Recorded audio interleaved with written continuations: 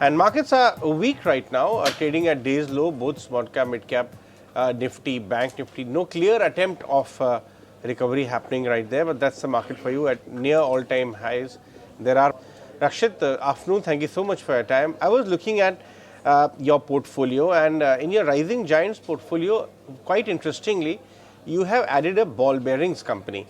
Now, I want to understand on this category first. There are very few large bearings company in India, and in this entire manufacturing renaissance which the country is looking towards, triggered by government and nudged by them, but Indian companies are doing some fabulous work. How do you see the role of a technologically pretty advanced bearings sector in the company? Hi, good morning. Thank you for having me on your channel. So yes, we've added one ball bearings company, and there's engineering skill required in this kind of a business, which is difficult to replicate easily. It's value added part of product offering in the engineering and manufacturing space, and hence wherever I think if an investor can find stickiness of the competitive advantages here. The rest of the part is trying to figure out if let's say private capex in India as it picks up, will the demand factors also rise? So supply factors, once you've convinced about them, which we are, I think over the next couple of years, as the private capex also picks up in the country, there are opportunities for stocks like these. Rakshit, I also see that you have increased your exposure towards a pipe company, and this is the plastic pipes or the water pipes mainly. But this entire space of pipes, this is getting a very big boost, not only because of the construction industry, the real estate space, but also because of Jal Se Nal initiative of the government. How do you see the prospects of pipe company? This is of course a leader in the space, but also so many new companies are entering this. The competitive landscape, because of the big profit pools, are also getting tighter. So how do you see this space?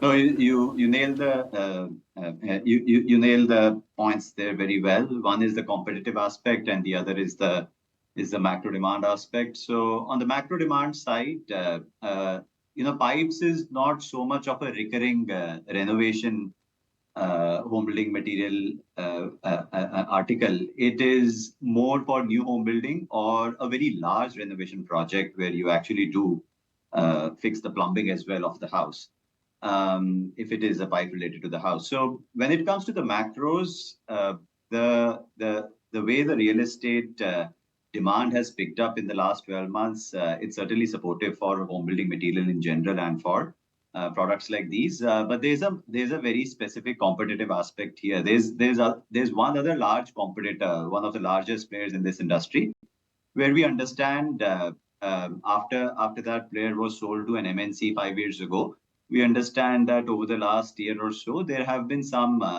weakening of the sort of grip that the firm had at the channel. And hence, there are opportunities for market share gains.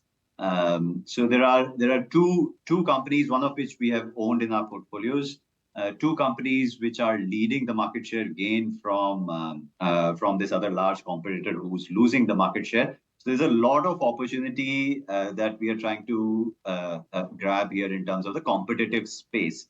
Yes, there will be new players entering all the time because the returns on capital employed are high here, and in any industry that would attract competition. But the competitive advantages here for any new player will be incredibly difficult to build overnight.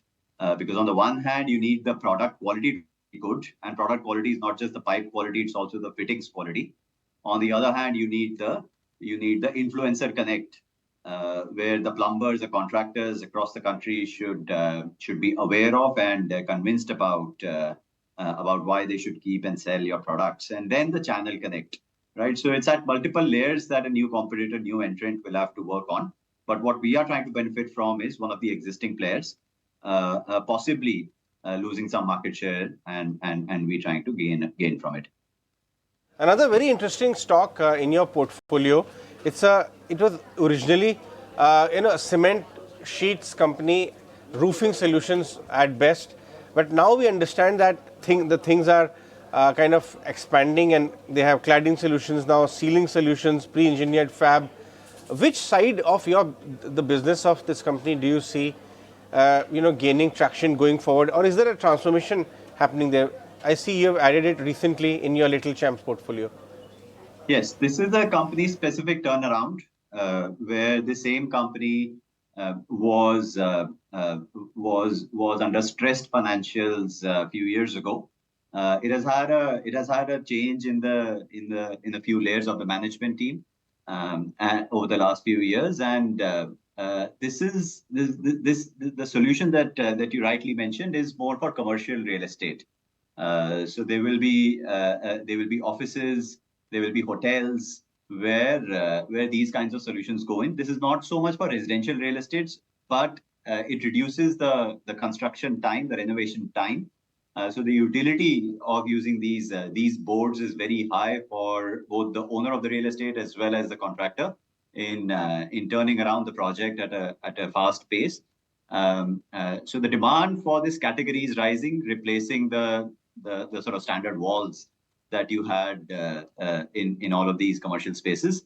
And this company is amongst the biggest beneficiaries of that demand. But it's more a company-specific turnaround that we have seen happen in the last few years that we are trying to benefit from. I understand clearly. What about some of the chemical names? You have studied chemical space as a team for a very long time. It has gone through last very difficult times because of Chinese dumping and market share loss and all of that, delays in export.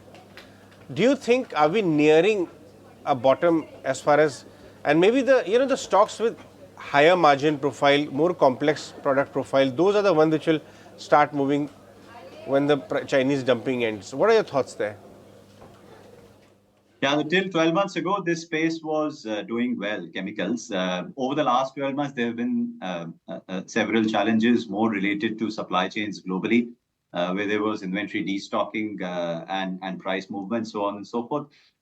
What we see is that from a long-term perspective, the China plus one story that we have seen play out in several sectors, at least there are initial signs. We see that certainly playing out in the chemical space here.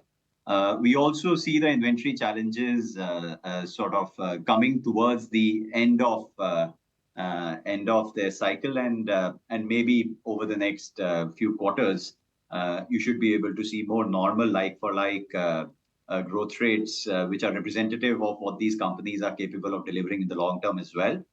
And then you got to go stock specific here. It is not that when manufacturing moves more and more to chemicals industry in India, all of the companies will benefit. So a little selective as well. But yeah, I think you're right. Bulk of the pain is out of the way that we experienced in the last 12 months, particularly is how we see it. Right. All right, Rakshit, we'll let you go on that one. Thanks so much for joining us on this show today. That was Rakshit Ranjan of Marcellus Investment Managers.